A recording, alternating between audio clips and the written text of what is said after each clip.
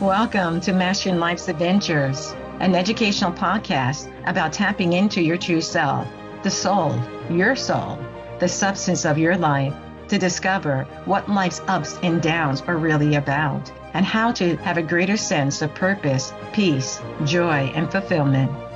I am Dr. Judith Holder, your host, coach, psychologist, fellow seeker who enjoys diving into the connections between spirituality, psychology, wellness, and your everyday life's adventures.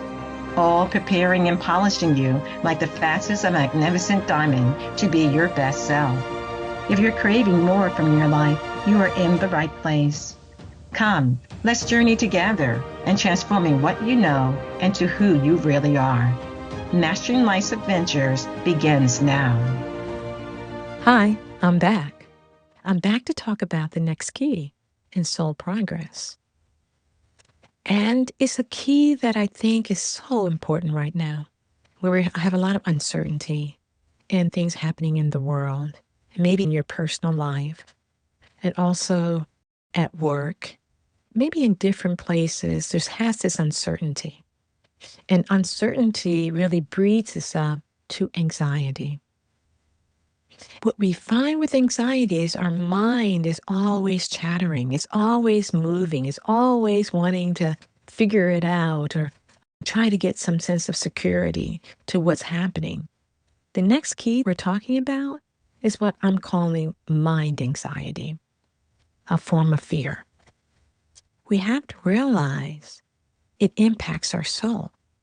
Our anxiety, the mind chatter, impacts how our soul wants to be heard and not be silenced because of the noise of mind anxiety. We're going to talk about two faces of fear. One is very natural. The other is not as natural. We're also going to be talking about simple tools to calm the anxious mind, and also talk a little bit about how do you recognize this fear when it's coming up and what you can do to help your soul in this process. Let's get into it. The first is this whole aspect of fear when it's coming up, and we have to be realistic. Not all fear is harmful. Fear has its appropriate place, like when you're walking at night and feel something off. Your body is trying to protect you in some way. There's a biological component to this that is trying to help you. Something's up, danger, be alert. What do you want to do about it? Walk slower, look more specifically around you, or everything's in order. That comes with the territory of living life and your instinct trying to protect you or guide you. But then there is the irrational fear. And that's a negative loop we can find ourselves in. It usually is in the flavor of what if? What if they reject me? What if I fail? What if I lose everything? What if I lose my job? That's not your instinct. That's your mind running the worst case software. And so the difference is one type of fear is instinctive fear. It protects your life. It wants to make sure there's a sense of well-being for you. The other one is irrational, the what if. For it's protecting the ego, what I call the ego persona. It wants to protect to make sure it looks perfect and it's right and it's doing right. And it really is a form of mind control that's taking place. One of the things that happens is that you can be aware of two specific types of defense mechanisms that we can use that actually hits on why the mind moves into this mind anxiety and starts to race. The first is catastrophizing. And what you're doing there is you're turning one bad moment into a total disaster. Because I didn't speak well, or I flubbed up my words when I was acting on stage, now I'm terrible. I can never do it right. So we get into this awfulness that takes place, which impacts the emotional regulation of your body, and your belief system starts to falter. Can I really do this? And it gets into that what if I do it again and it doesn't happen right. That's the mind anxiety. The other one is overgeneralizing, taking one event and making it universal. I failed once, so I'll always fail. None of that is true. These thought traps aren't truth. They're distortions, and they are rooted in fear, not wisdom. And I have another episode that I have done on mind traps, and you may want to go back and listen to that as well. Because the soul doesn't deal in distortions. It deals in clarity, growth, truth, and trust. Here's the spiritual truth you may not have heard before. Your soul never uses fear to guide you. I'll say that again. Your soul never uses fear to guide you. It uses intuition. A knowingness is more neutral, subtle, not loud, not panic, not shameful, not giving you guilt trips of any kind. That's the ego. You want to be aware of the fact that fear says run. The soul says notice this. Try this next time you're caught in fear and the mind anxiety that's taken place. Feel the energy of the thought. Is it tight, rushed, overwhelming? That's the mind. Is it calm, clear, persistent, but gentle? That's likely your soul. There are things we can do to help calm this mind anxiety that we're finding living in everyday modern world nowadays may be happening to you as well as to other individuals. And there needs to be quick things that you can be able to do to shift your body chemistry from that cortisol release, which happens with anxiety, into a calming, more soothing response in the body that we always want more of. So the first thing we can do is box breathing. You would inhale for 4 counts, hold for 4 counts, exhale for 4 counts, hold for 4 counts, and repeat this 3, 4, 5, 6 times until your body calms itself. When the breath is being used, it helps to oxygenate the brain, helps to oxygenate the body for it to have a release of some of this tension that is built up because of the anxious mind. The body and the mind are connected. In order to help the body and calm the mind is breathing.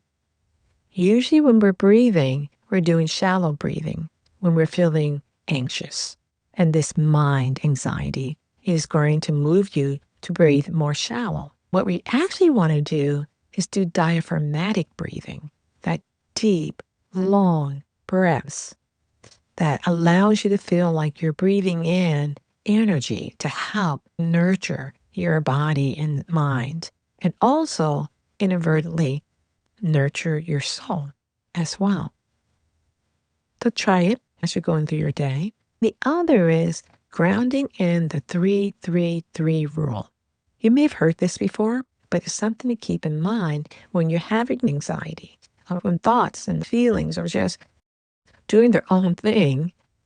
Name 3 things. 3 things you hear, 3 things you feel. This brings you back to the here and now. It brings you back to being fully present Anxiety always pushes us to the future in terms of the what if, or moves us to the past about what we didn't do right. We did it wrong. And now we're feeling miserable or bad about it. So remember, 3 things, just identify them in the room or wherever you're at. 3 things you hear, 3 things you feel. And identify that, because this hits to the next one as a tool I want to give to you is name the fear. So say it out loud. I'm afraid they won't like me. Naming it reduces its power. Fear thrives on vagueness, and your soul thrives in clarity. The more that we can gain clarity through these particular tools I'm talking about, be the box breathing or the 3-3-3 rule or naming the fear, the more that it grounds us to be able to say, I'm going to be grounded in my soul's awareness. I'm going to be grounded in my inner peace and calmness when things are uncertain and we're feeling as if we're not sure what to do. Ask your soul. Be guided by your soul. Here's another shift that might be helpful for you to be aware of. Fear says, what if I lose? Soul says, what if I gain exactly what I need? The soul isn't blind. It is aligned with something higher, the I Am Presence, the Creator, the Atman, Jesus, your favorite master, is aligned with something higher. And that's what we're bringing into our forefront of our mind. When we have all this mind anxiety taking place, we're bringing it back to awareness. Let me breathe. Let me trust in my soul as I've been garnering a great awareness of my soul. Again, fear says, what if I lose? That automatically creates an anxious mind.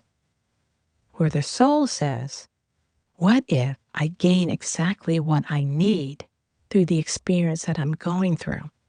So certain experiences, we always want to do it perfect. We always want to do it right. But that's not what the soul's objective is. The soul's objective is more of, what is that I'm learning? What is it that I can garner? And yes, it may be a little bit on the painful side or unclear side, but you're always focused on helping the mind get clear, bringing clarity. And then the other thing is, the soul isn't blind. The soul has this sixth sense, this greater awareness that is tied to something greater, and it's aligned with something greater too. It's the soul that's saying, I know this path may be uncertain, but it's right. Have you ever done something that you say, oh, I'm not sure I want to do this, but I know I need to do it because you got this urge just telling you you need to do it. And then you do it and you realize, yeah, my soul, it was right. I need to do this. I need to have this experience. I wouldn't have grown otherwise. Or I wouldn't have learned how to adapt in the situation that I find myself in. Anxiety is sometimes because we want things a specific way. We want it our way. But if we're walking a spiritual path, that's not the way in which the soul works. That's not the way in which the Creator, God, the Atman, the I Am Presence works. It gives you experiences that allows you to continue to advance in understanding or to settle into a greater awareness about something related to who you are, the trueness, the genuineness of who you are. The deeper teaching may help you to be mindful about is that the soul doesn't necessarily want comfort. It wants growth. You keep on hearing me tell you this because there is a mind trap that happens for us, going back to that episode I did, in which we want things exactly the same. But the sameness, the status quo, doesn't necessarily evolve or grow the soul, the lessons that need to be learned. The soul doesn't want comfort. It wants to continue to grow, continue to advance. It's here to help you evolve, not just survive. The next time you're standing at a crossroads in your life, ask yourself, which path is filled with fear? And which path feels quiet but true? When we start asking ourselves these types of questions and start to do the discernment about how we're feeling, and just because we feel a certain way, it doesn't mean that it's not for us to act. When we ask our inner self, our soul self, the sage aspect of who us, this wisdom part of ourselves, it may say, move forward. I will be with you. I will help to guide you. Trust. But we have to be in listening grace to hear that prompting and distinguish between what the soul is telling us and what the mind anxiety is trying to get in the way from us hearing. It's often the breakthrough lives in the quiet soul talk, the quiet being centered in ourselves and not rushing it, that we have to have the answer immediately. I'll do it right now. When we're feeling that fear factor through the mind anxiety, take a pause, take a step back, do some breathing, be willing to identify what you notice going on for yourself. Try to be fully present by naming what you notice going on and be kind to yourself. Give yourself the space to make a shift and a change. So let me share a story. Someone I was coaching once had a job opportunity in another city, which made no sense on paper. It was a new industry, low pay, far from family, friends, loved ones. Their mind was screaming, no way. But their soul was whispering, yes. Take the leap of faith. And they prayed about it, and it kept on coming back in a whisper, yes. Move forward. And guess what? It opened the door to a greater sense of purpose, a greater sense of inner peace, and this deep personal growth that they would have never grown otherwise. Sometimes soul guidance feels risky, but it leads to alignment with your higher purpose, your soul path. That's the beauty of being willing to listen. And I did another episode on inner listening. You may want to listen to that. Be aware that fear never would have let them grow like that. Fear is like putting on a straitjacket and just say, I'm going to be exactly the way I am. And if we are always the way we are, then how does the soul make progress? It feels maybe convenient, but it's not enlightening to the soul. Be aware that we sometimes take risk, and we have to see if they're calculated risk. We got to tune in to our soul and our higher safe self, that Jesus came to show us how to be able to do that, how to pray for guidance. And we need to be able to do that on a regular basis, because when we are able to pray and ask for guidance on a regular basis, our soul gets stronger. And isn't that what we ultimately would like?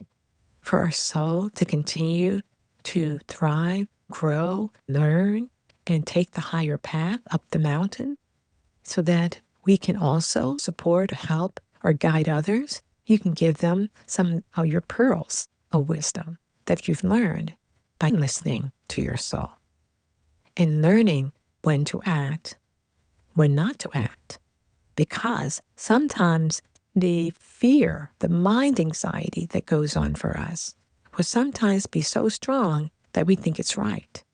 If you took that path and decided to go with that mind anxiety, don't be annoyed at yourself. Don't be discouraged. Learn from it. Start to learn with discernment. What is my soul speaking to me? And when is my mind speaking to me? How do I begin to follow the path of my soul? Because when the soul is speaking to you, you heard me say this. It's gentle. It's inspiring. It's helping you to say, I have the courage to do the next best step. And that's what we want. Sometimes, as you've heard, courage is not the absence of fear. Courage is doing it in spite of the fear, because there's just biological releasings that take place, biological in terms of the chemical releases that take place in the body, that we have to realize that's a part of the human condition. Those who are walking a spiritual path, we're on the path of discerning between this fear that I have and, like I mentioned earlier about the person who took the job in another city that was low pay and in a new industry. By taking that role, they ended up growing in so many ways they wouldn't have done otherwise. And that's the beauty of listening and having greater discernment when your soul is speaking to you. It doesn't mean you're not going to have some trials and errors in doing this, but you're willing to go through the trials and errors and start to distinguish between when your soul is speaking to you and when the mind chatter is being overly active. So this is what I want to leave you with. The mind is a helpful servant, but a terrible master. And what you're wanting is self-mastery, learning to be your best self in all the decisions you make and all the things that you do. When we have fear that leads your life, it always will shrink the soul. Fear takes the life out of the soul, puts it in the dungeon. You do not want to put your soul in the dungeon. You want your soul to be fully present in your house, which is your temple, your body, helping, guiding, and directing you on the auspices of your Christ self, Jesus Christ, the Atman, the higher self. So it does require that we trust the soul's wisdom. But if you're not willing to experiment, you will never know how to trust your soul's wisdom. This is key. We have to be willing to experiment. We have to be willing to question ourselves. We have to be willing to observe ourselves so we can start to see the fine nuances between when it's our soul and when it's mind anxiety taking place. So by trusting your soul wisdom, that will expand you. It frees you. It grows you.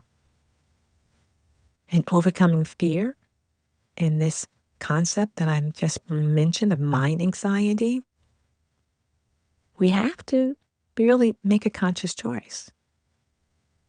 And we have to trust our soul, learn about our soul, read about our soul. There's a lot of information about the soul and the sensitivities of the soul. And when we are able to do that again and again by reading and learning and growing and working spiritually with ourselves again and again, that's the practice. That's the practice we do on a daily basis. And whenever fear shows up in our day-to-day basis, we pause, we breathe, and we ask, what would love choose right now? It's the same thing. What would Jesus do? Jesus was an example of love. And What would love do right now? Or what would my soul say I should do right now? And what would your soul say this moment that you're feeling this anxious mind, this mind anxiety? So what do I need to do here? This conversation that you're having with yourself actually becomes a very fine tuning point that you're doing, and you're listening, and you're having this ongoing dialogue that allows you to have a better sense of your soul and how your soul kind of gets in there and help you. And that is the key, I think, that will help your soul to progress and to reduce the mind anxiety. So I'm not saying you're not going to have anxiety at times, but we need to find ways to have greater mastery over our mind. These are some of the things that you can do. Something to think about. I would like to do a meditation. I think that might be helpful for you to get a little bit more in tune with your soul, building more trust and inner discernment, and decreasing the issues of mind anxiety. So it's going to be a few minutes of meditation that you can be able to do right now, and allows you to get more tuned to your soul and issues around discernment. I'd like you to close your eyes, allow the body to soften wherever you're sitting or laying. Allow it to soften as you're breathing in and out, inhaling deeply and letting go.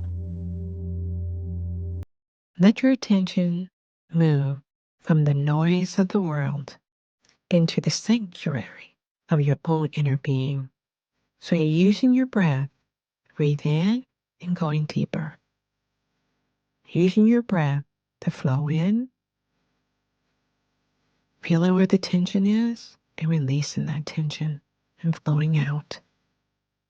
Allowing the mind to slow and the heart to open. Breathing in and breathing out. Noticing where the tension is in the body, just releasing.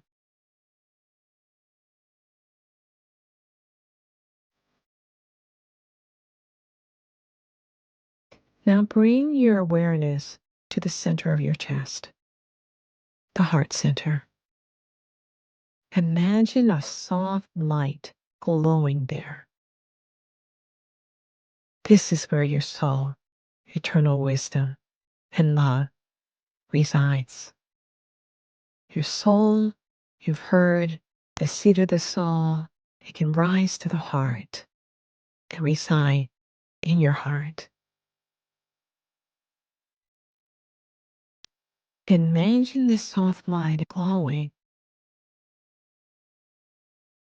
radiating, just being.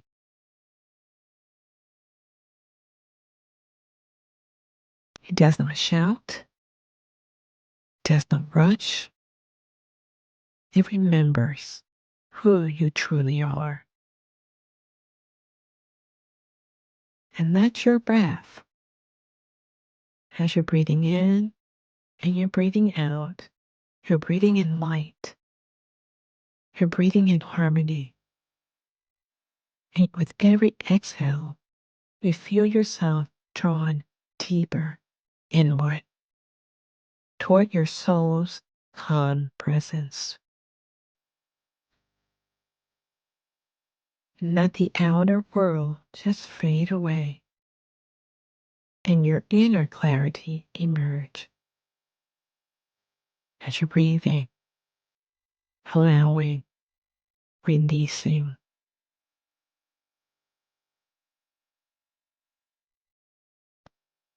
Say quietly within, I tune to my soul.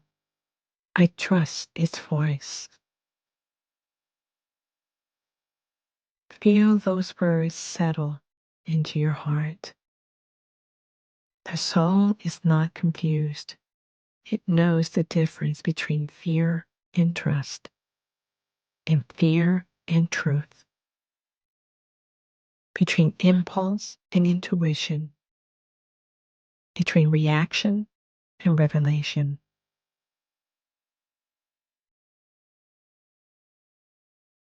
And in this stillness, let your inner discernment awaken.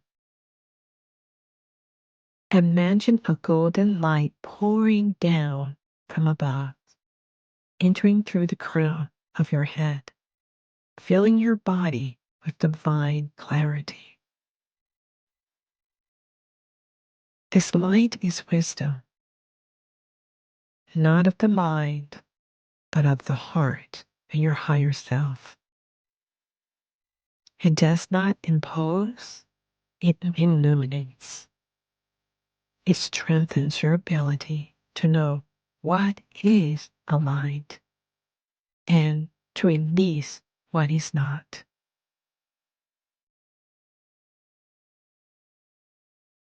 As you're breathing in, you're breathing out, settling more into this total awareness of being fully present and moving deeper into your sense of who you are. The soul may not always lead you along the easiest path, but it will always lead you toward the truth, peace, and expansion. You can say to your soul self, in this white golden light flowing through you, and in this radiating radiance of your heart, releasing light, I walk in trust. I listen to the quiet truth within me, creating space and being fully present in yourself.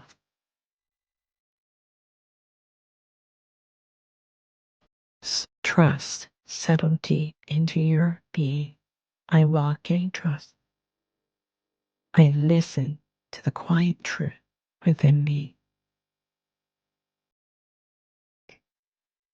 You only need to align and listen, giving your soul space to help guide, direct you. Breathe in and breathing out. And receive the quiet knowing of your soul. Take a couple more deep breaths and settling into that light that is within you and around you, just feeling it, soothing you, and guiding.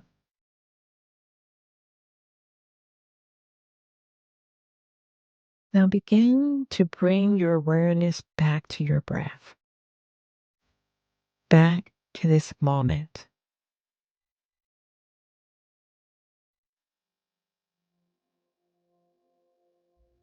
Wiggle your fingers and toes gently. And when you're ready, open your eyes. Carry this awareness with you, that within you lives a source of unwavering clarity, a love that guides you, and a presence that discerns without fear. And this is your soul. It knows the way by the grace of Jesus, by the grace of your higher self, the Atman, the I Am Presence, that source from which all things come. Trust your soul. Walk with your soul. Be willing to create space for your soul to talk to you.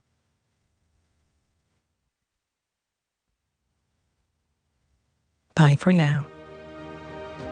Thank you for joining me for this episode on Mastering Life's Adventures, being your best self through soul evolution. If you have enjoyed what you've heard today, I would be delighted if you would share this episode with others, leave a thumbs up, and subscribe to my Mastering Life's Adventures podcast. Look forward to your joining the next episode. Please leave any comments or suggestions you might have below. Bye for now.